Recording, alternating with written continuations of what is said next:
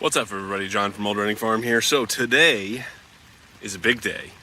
We are starting the garden bed build up here. So you see we got this all wood chipped in, cleaned it up last week, and now it's come down to actually building the beds, which is pretty exciting. So I have this whole stack of wood here. I'm not sure how far this is gonna get.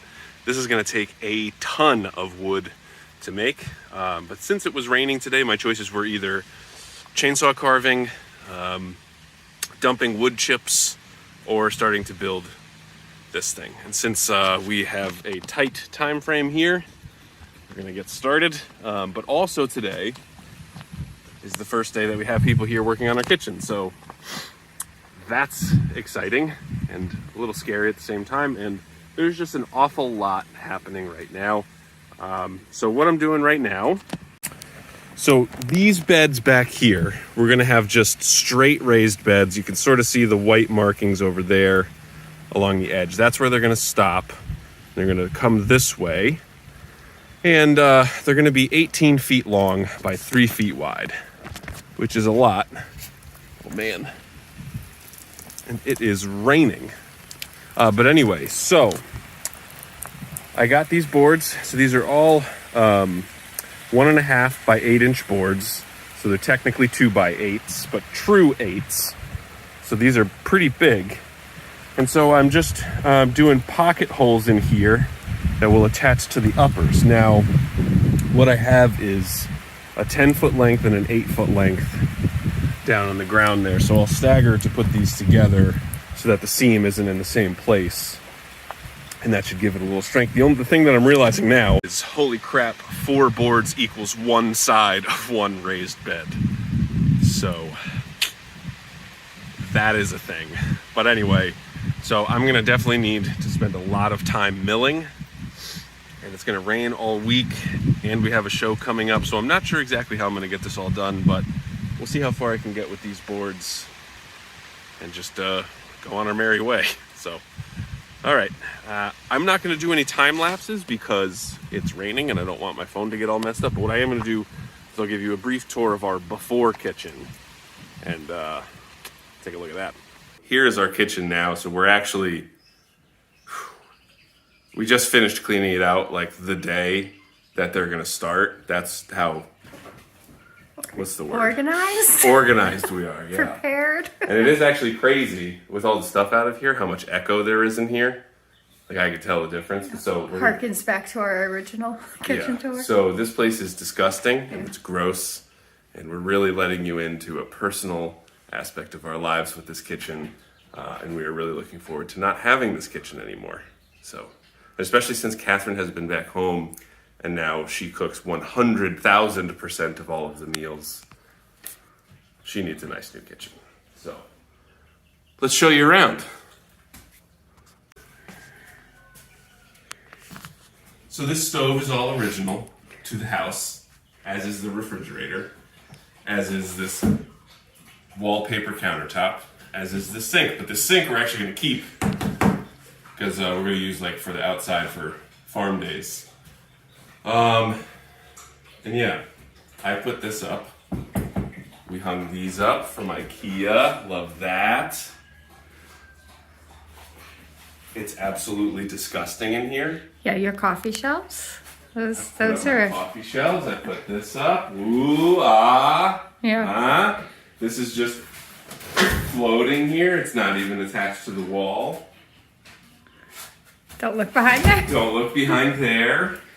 So yeah, so they're gonna like enclose this whole wall. They're gonna bring this door up to the front. As you can see, we replaced the windows and doors. Previously, it was all single pane glass and like old wood schoolhouse doors. We already noticed a difference in temperature in here. When the door's not open. Hi, peanut butter. So we're really looking forward to having this done. And Demo day. Demo day. So. All right, so say goodbye. Goodbye. Alrighty. All right, so here we go with one side basically done. So I staggered the joints so that way, you know, when these are put together, that'll screw together and that'll screw together. I hope, anyway. That's how it should work out. Yeah. Oh, love it when a plan comes together, because that'll just be a much stronger joint. And so I used all these pocket holes, and so there's 3-inch screws in each one of these. Oh, that's going to be nice. So the one thing I was a little bit concerned about, so all of the screw holes are on the inside. So what I want to do is make sure that the outside is flush, because I want these to look as good as possible. So anyway, so now what I'm doing is sort of, now that I have proof of concept, I'm going to batch out a whole bunch of sides. So we have 1, 2, 3, 4, 5, 6, 7, 8, 9 total beds. Gonna need to do something about this guy. May actually need to get my stump grinder. There's a little stump that's sort of right in the way. Or maybe I can just shift this over a couple inches. That'll probably be easier. And then I'm also gonna have to come in and bring some more wood chips over here to sort of level this area out. So my plan is to get these all sort of set up, you know, just like this. And then maybe with Catherine's help, I'll put the final pocket screws in there, and then we can stand it up. Because I don't want to stand it up on my own. You know, it's 18 feet long, so it's very long and wobbly, and I don't want it to break anything. But I'm actually pretty pleased, because I think I'll have to just do minimal center things. So I'm gonna need to put some center things, like joists in a floor, basically, to just keep everything together. You know, just so they're not, because once the soil is in there, it's going to be pushing the walls out. So I need something to keep them straight. And so I have some scrap pieces here and there. Not sure exactly what I'm going to do, but I am going through and I'm just going to cut a bunch of 8-foot lengths. And I have some that, you know, one of the issues with, not issues, but one of the things that comes along with rough sawing lumber is you end up with things that are sort of different lengths. So I'm going to start cutting like basically to the length that I can use. So I have some that are a little over 9 feet. And so the other thing is, with rough sawn lumber, you know, this is the end of some of the pieces. So I'm cutting it with my big square to just make sure I get flat edges. And then just sort of batching them out. So I have 6 cut now. So that'll be enough for 2 of the beds. And I'll just need to go with more 10-foot lengths here. But I have some that are longer than 9 foot. So then I'll do some pieces that are 9 feet long and pair them up with a maybe another 9-foot length. So I guess I shouldn't do that. Anyway, I'll figure it out. But I may need to, at the end, mill some final pieces for the joists, or the supports, we'll call them. But anyway, going pretty well. It's gonna take a little while to get this done, but you know, making some progress and see what I can do. So it's about noon. I came, one of the guys had a question about the dog fence thing that was in our kitchen, and look, it is now completely empty. Literally a half a day's work. And these guys are done with the demo. That's crazy. So you'll see here, so they did some furring out on this wall because we're gonna hide this stone stuff, put insulation in there. That's wild. I cannot believe how quickly they got that done. Whew. That's crazy. Anyway, let's check in with the garden beds. Okay, so it was very cold and wet out here. But look at this. I can't even get the whole thing in one shot. So that is one bed done. And you know, it doesn't look, it looks good.